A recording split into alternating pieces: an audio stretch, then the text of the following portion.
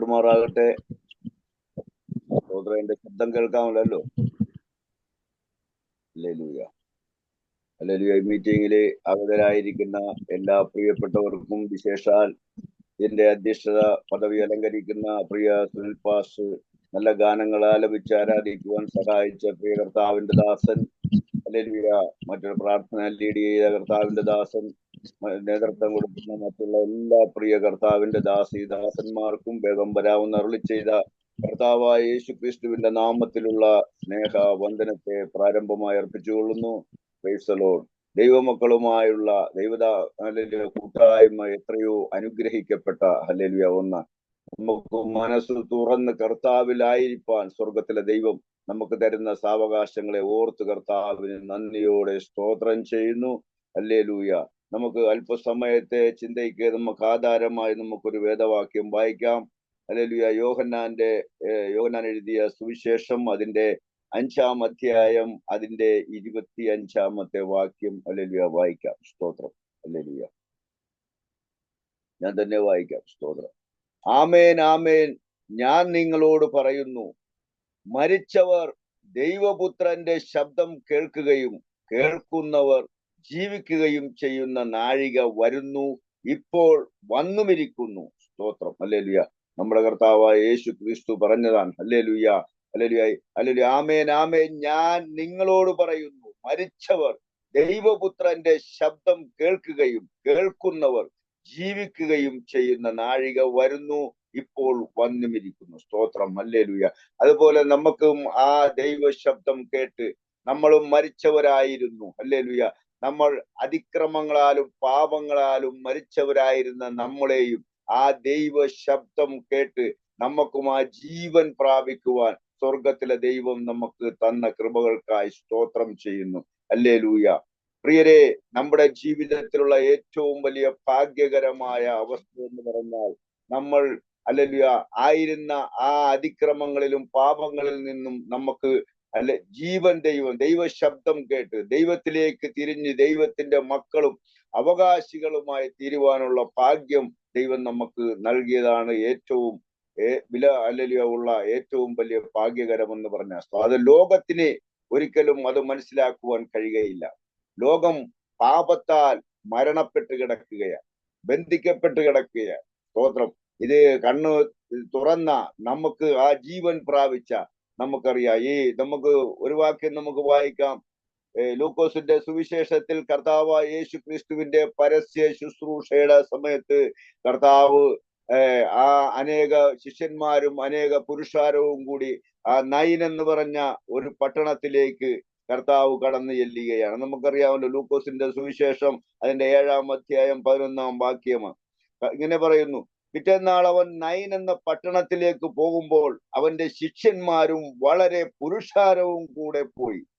അവൻ പട്ടണത്തിന്റെ വാതിലിനോട് അടുത്തപ്പോൾ മരിച്ചുപോയ ഒരുത്തനെ പുറത്തു കൊണ്ടുവരുന്നു.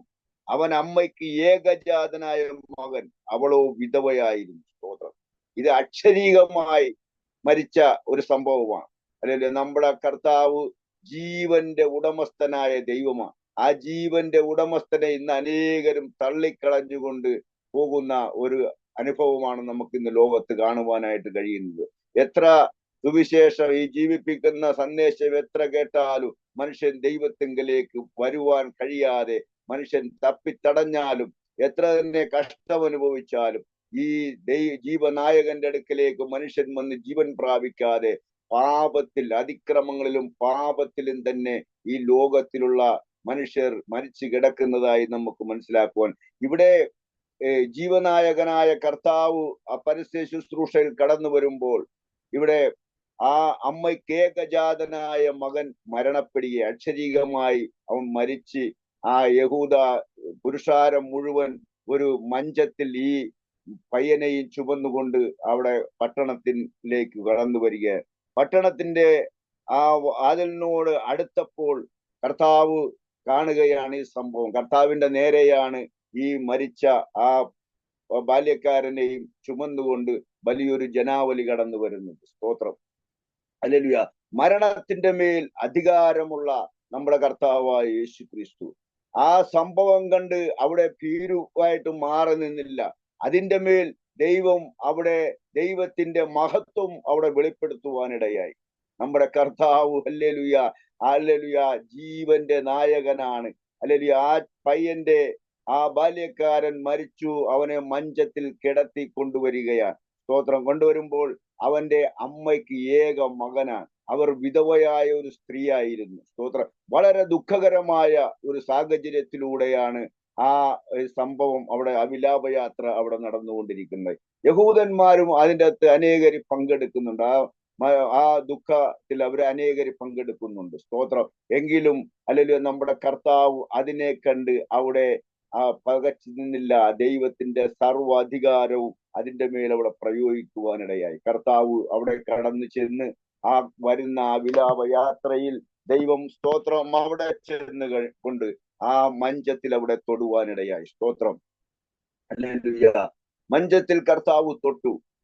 ആദ്യം കർത്താവ് അവിടെ ചെന്നിട്ടും ആ സ്ത്രീ അമ്മേനയുടെ കണ്ണുനീരും നിലവിളിയും ആ ദുഃഖവും കണ്ടുകൊണ്ട് കർത്താവ് പറഞ്ഞു, സ്ത്രീയെ കരയണ്ട എന്ന് കർത്താവ് പറഞ്ഞു. സ്തോത്രം.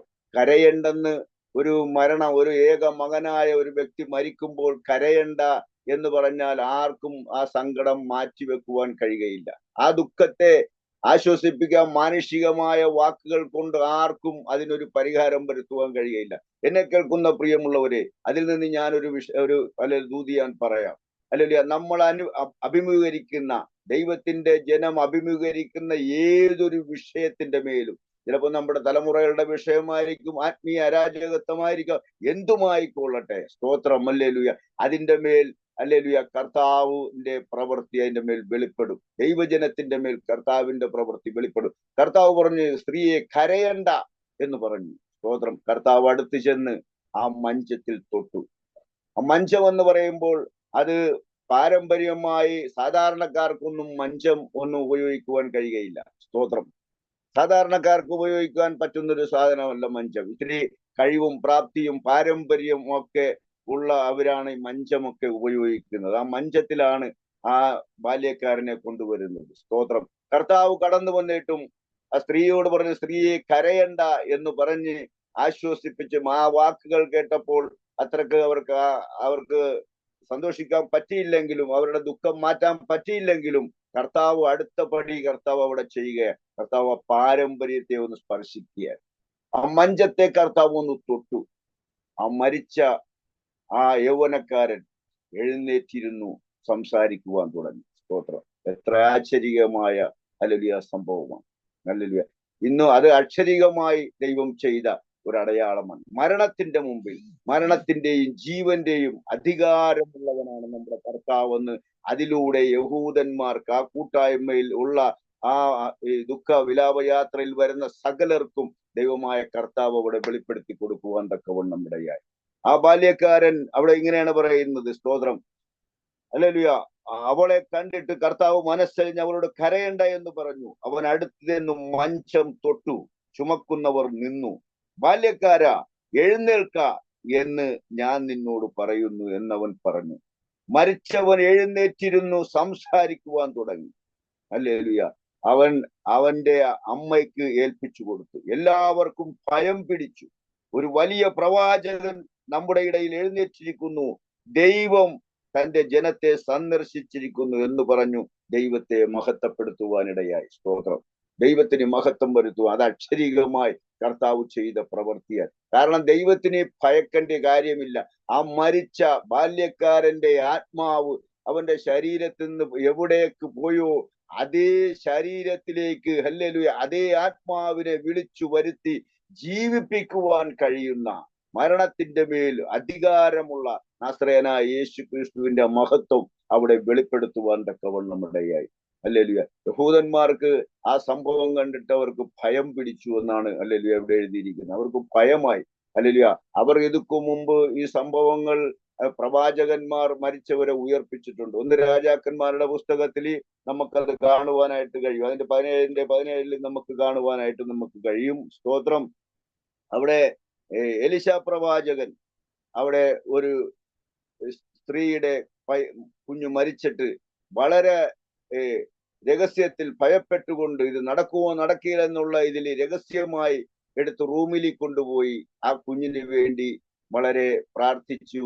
ആ കുഞ്ഞിന് അവിടെ ജീവൻ കൊടുത്തു. അത് ഈ സംഭവം നടക്കുന്ന ഏകദേശം 900 വർഷങ്ങൾക്ക് മുമ്പ് എലിശായിലൂടെ നടന്ന വലിയൊരു അത്ഭുതകരമായ ഒരു സംഭവമായി. അത് കഴിഞ്ഞാൽ ഈ പിന്നീട് നടക്കുന്ന മരിച്ചവരെ ഉയർപ്പിക്കുന്ന നമ്മുടെ യേശു കർത്താവ്, സാക്ഷാൽ ജീവന്റെ നായകനായ ഹല്ലേലൂയ, ആ നമ്മുടെ കർത്താവായ യേശു ക്രിസ്തുവിന്റെ മഹത്വം അവിടെ ഈ മരിച്ച വ്യക്തിയിലൂടെ അവിടെ നിന്ന് ഉയർപ്പിക്കുവാനിടയായി എന്ന് നമുക്ക് മനസ്സിലാക്കുവാൻ കഴിയും. ഇവിടെ എഫേസ്യർക്ക് എഴുതിയ ലേഖനത്തിൽ നമുക്ക് കാണുവാനായിട്ട് നമുക്ക് കഴിയും. സ്തോത്രം. എഫേസ്യർക്ക് എഴുതിയ ലേഖനത്തിൽ ഇങ്ങനെ ഹല്ലേലൂയ അവിടെ എഴുതി വെച്ചിട്ടുണ്ട്. സ്തോത്രം. അതിന്റെ 2-ാമത്തെ വാക്യത്തിൽ, അതിക്രമങ്ങളാലും പാപങ്ങളാലും മരിച്ചവരായിരുന്ന നിങ്ങളെയും അവൻ ഉയർപ്പിച്ചു. നമ്മളും ഒരു കാലത്ത്, പ്രത്യേകിച്ച് എന്നെയൊക്കെ സംബന്ധിച്ച് നോക്കിയാൽ ഹല്ലേലൂയ, ഒരു യോഗ്യതയും ഇല്ല. അതിക്രമങ്ങളാലും പാപങ്ങളാലും മരിച്ചവരായിരുന്നു. മരിച്ച ജീവിതമായിരുന്നു. സ്തോത്രം. എന്ന് പറഞ്ഞാൽ ജീവനില്ലായിരുന്നു. ലോകത്തിന്റെ കലാഗതി അനുസരിച്ച് ഹല്ലേലൂയ വെറും ഹല്ലേലൂയ വ്രണം നിറഞ്ഞ, വെറും സ്തോത്ര ദുർഗന്ധം വരുന്ന, മരിച്ചു കഴിഞ്ഞാൽ ദുർഗന്ധം വരും, ആ ദുർഗന്ധം വരുന്ന, എവിടെയും ദുർഗന്ധം പരത്തുന്ന ഒരു ജീവിതത്തിനുടമയായിരുന്നു. സ്തോത്രം. ഇന്ന് ഹല്ലേലൂയ ആ എന്ന സ്ഥാനത്ത് കർത്താവിന്റെ ശബ്ദം കേട്ട്, അല്ലെ ഇവിടെ കർത്താവിന്റെ വചനം പറയുന്നു, ആമേൻ ആമേൻ ഞാൻ നിങ്ങളോട് പറയുന്നു, മരിച്ചവർ ദൈവപുത്രന്റെ ശബ്ദം കേൾക്കുകയും കേൾക്കുന്നവർ ജീവിക്കുകയും ചെയ്യുന്ന നാഴിക വരുന്നു, ഇപ്പോൾ വന്നുമിരിക്കുന്നു. പ്രിയരെ, ഹല്ലേലൂയ, എത്രയോ ആശ്ചര്യപരമായ സംഭവമാണ്. ഹല്ലേലൂയ, മരിച്ച് ദുർഗന്ധം പരത്തിക്കൊണ്ടിരുന്ന എന്നെയും ദൈവം ഉയർപ്പിക്കുവാനിടയായി, ഒരു ജീവനിലേക്ക് നടത്തുവാനിടയായി.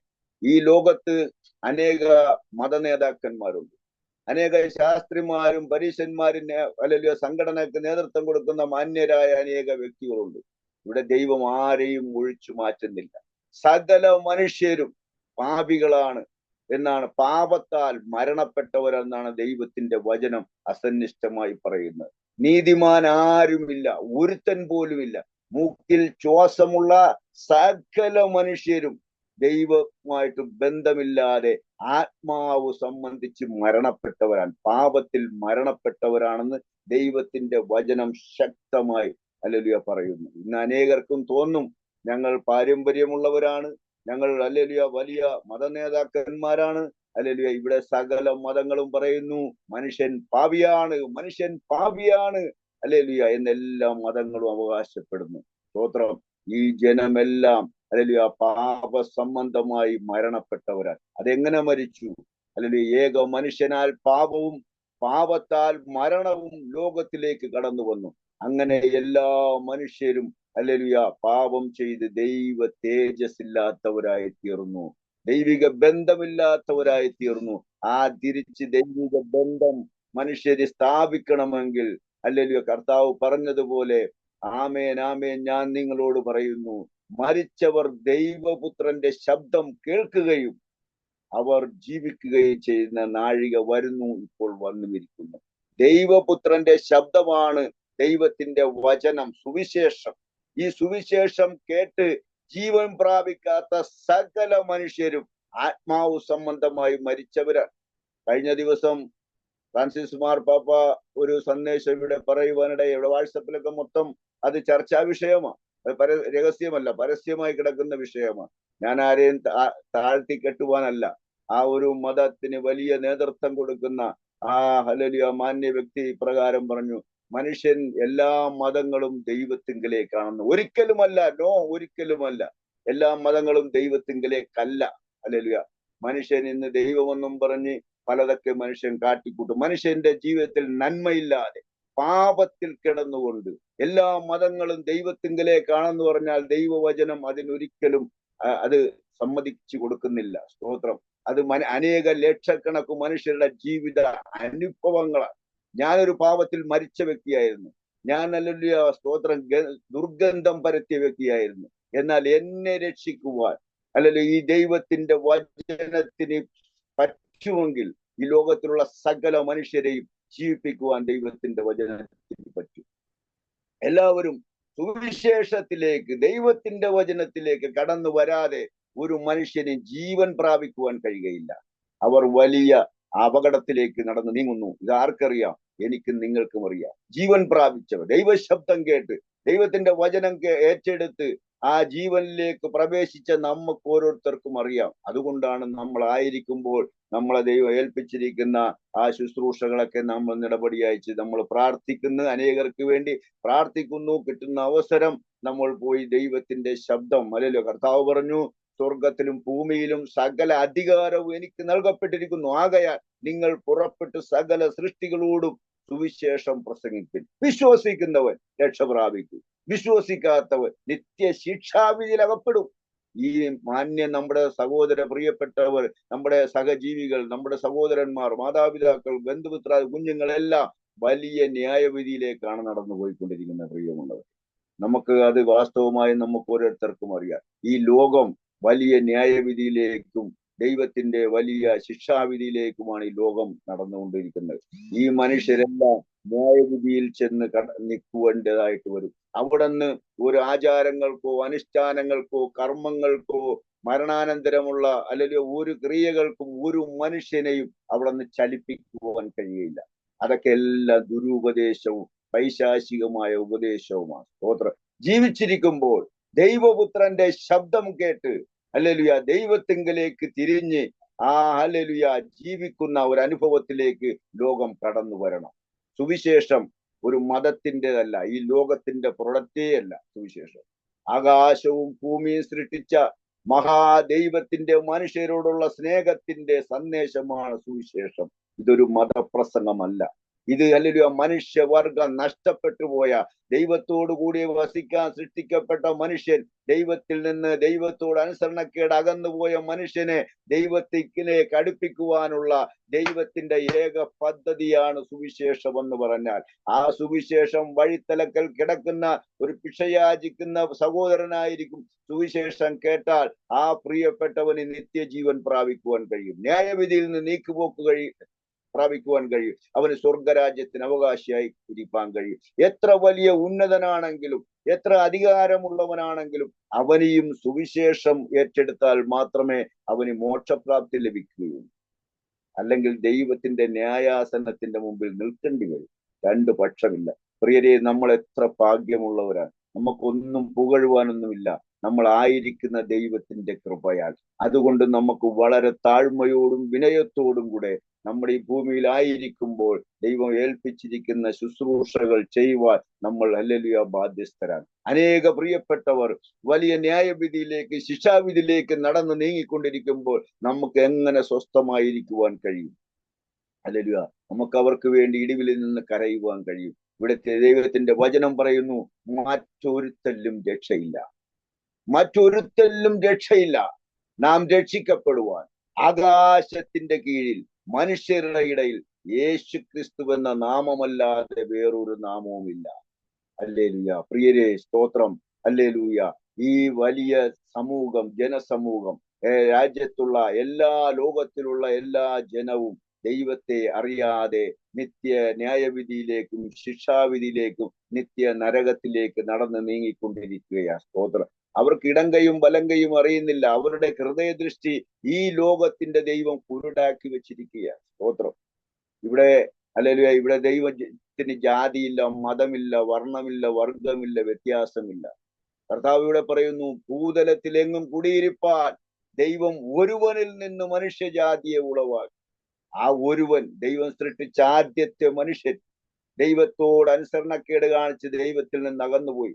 ദൈവം അവനെ തോട്ടത്തിലാക്കിയ ആ വ്യക്തിയെ ദൈവം തോട്ടത്തിൽ നിന്ന് പുറത്താക്കി. അദൈവികമായ ബന്ധം നഷ്ടപ്പെടുത്തിയ ആ ആദ്യ മാതാപിതാക്കളുടെ മക്കളാണ് ഇന്ന് ഈ ലോകത്ത് ചെതറിപ്പാർക്കുന്ന മനുഷ്യകുലം. ഹല്ലേലൂയ. അങ്ങനെയെങ്കിൽ ഈ മനുഷ്യർ ദൈവമായി ബന്ധമില്ലാത്തവരാണ്. അതുകൊണ്ടാണല്ലോ ഇന്ന് ദൈവത്തിന്റെ സ്വന്തം നാടെന്ന് അഭിമാനിക്കുന്ന നമ്മുടെ അല്ലെങ്കിൽ സംസ്ഥാനം, നമ്മുടെ രാജ്യം ഇത്രയും അധാർമികമായിട്ട് അധംപതിച്ചു പോകാൻ കാരണം.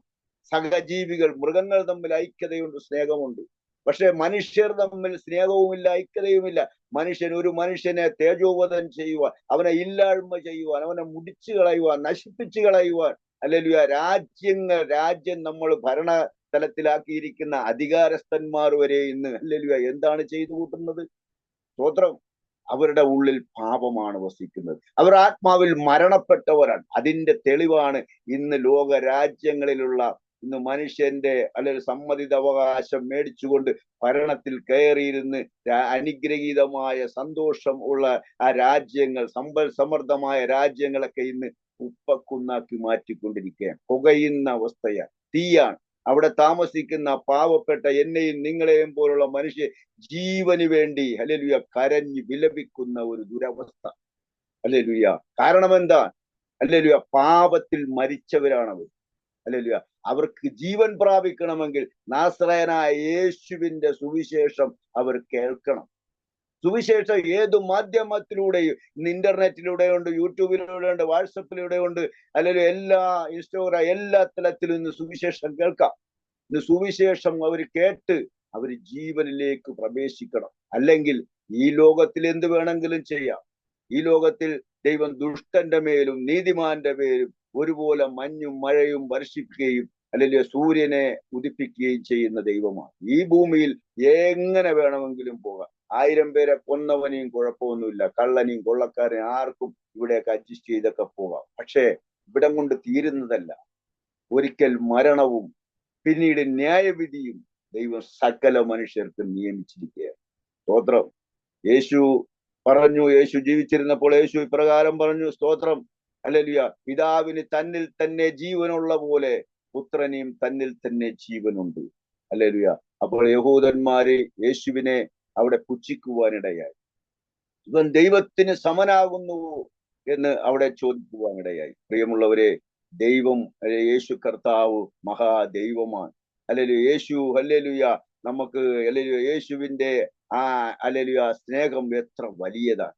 ആർക്കും വേണ്ടാതെ തിരസ്കരിക്കപ്പെട്ട, തള്ളിക്കളഞ്ഞ, ജീവിതത്തിൽ പ്രത്യാശയില്ലാതെ തകർന്നടിഞ്ഞ ജീവിതങ്ങളെ ഹല്ലേലൂയ അവരുടേതായ ദുരവസ്ഥയിൽ, നാറ്റം വമിച്ച അവസ്ഥയിൽ നിന്ന്, അതിക്രമങ്ങളാലും പാവങ്ങളാലും മരിച്ചിരിക്കുന്ന അവസ്ഥയിൽ നിന്ന് അവിടുന്ന് കോരിയെടുത്ത് ഹല്ലേലൂയ തങ്ക ചോരയാൽ കഴുകി ശുദ്ധീകരിച്ച് ഹല്ലേലൂയ ഒരു പുതിയ മനുഷ്യനാക്കി മാറ്റുന്ന അത്ഭുതകരമായ ഹല്ലേലൂയ സ്നേഹസമ്പന്നനായ കർത്താവ് തന്റെ ചങ്കിലെ അവസാന തുള്ളി രക്തം വരെ പാപികളായ മനുഷ്യവർഗത്തിന് വേണ്ടി അവിടെ നൂറ്റിക്കൊടുത്തു.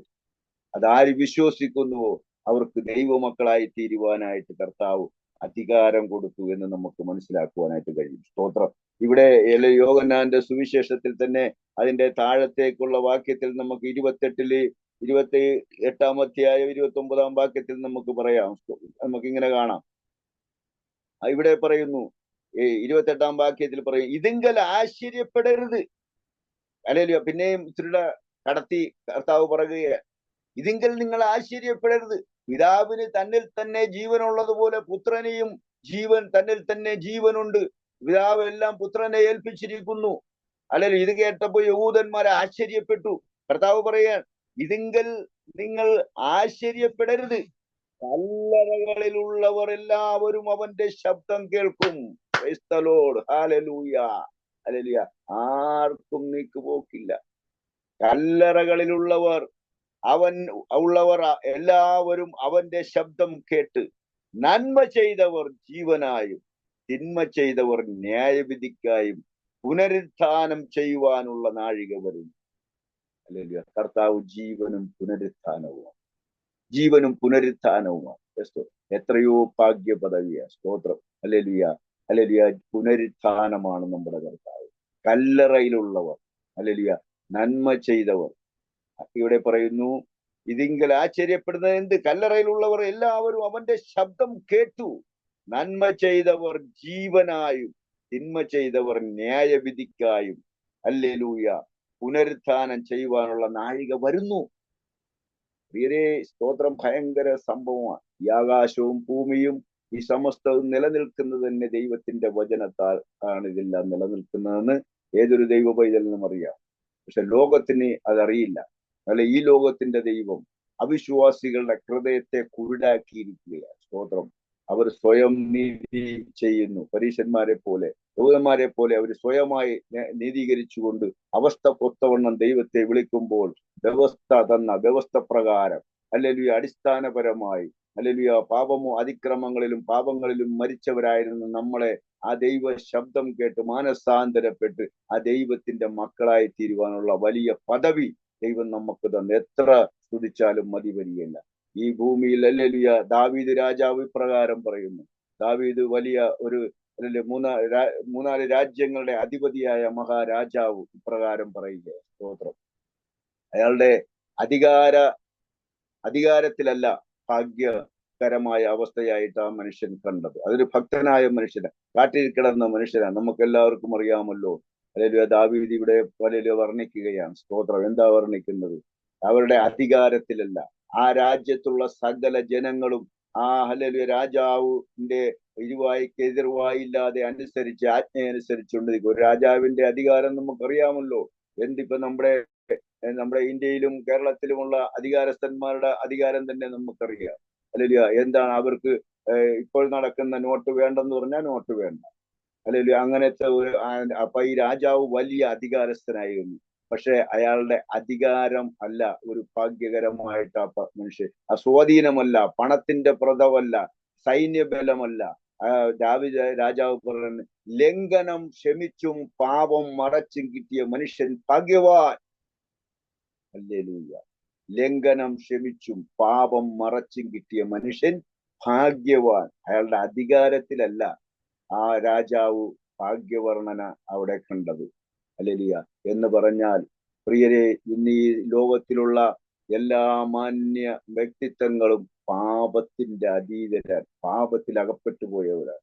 അവർക്ക് രക്ഷ പ്രാപിക്കുന്ന ഒറ്റ മാർഗമേ ഉള്ളൂ. ആകാശത്തിന്റെ കീഴിൽ മനുഷ്യരുടെ ഇടയിൽ യേശു ക്രിസ്തുവിലൂടെ മാത്രമേ ഈ മനുഷ്യവർഗത്തിന് പാപം മോചിക്കപ്പെടുവാൻ പറ്റുകയുള്ളൂ. ദൈവത്തിന്റെ വചനം അവർ കേൾക്കണം. അല്ലെങ്കിൽ വചനം മനുഷ്യനെ ജീവിപ്പിക്കുന്നതാണ്.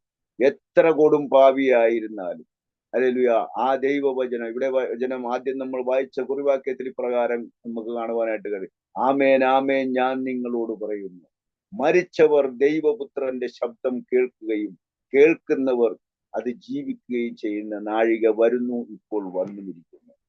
കൃപയുടെ വാതിൽ അടഞ്ഞിട്ടില്ല.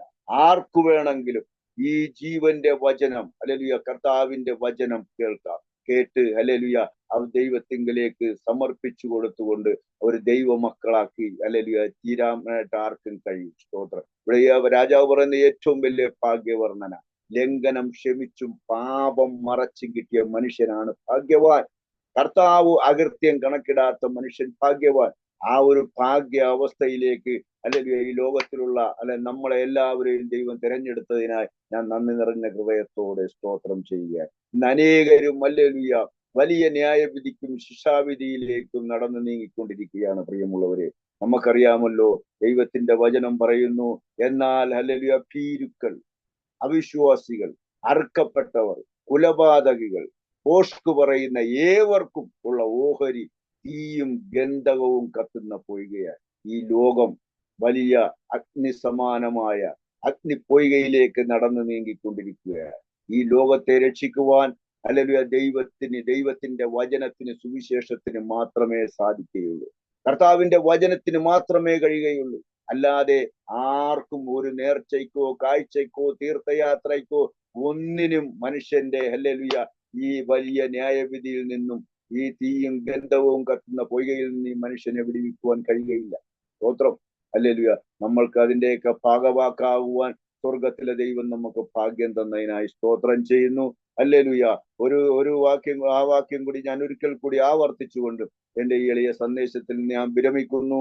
ഹല്ലേലൂയ. ഇവിടെ പറയുന്നു, ആമേൻ ആമേൻ ഞാൻ നിങ്ങളോട് പറയുന്നു, മരിച്ചവർ ദൈവപുത്രന്റെ ശബ്ദം കേൾക്കുകയും കേൾക്കുന്നവർ ജീവിക്കുകയും ചെയ്യുന്ന നാഴിക വരുന്നു, ഇപ്പോൾ വന്നുമിരിക്കുന്നു.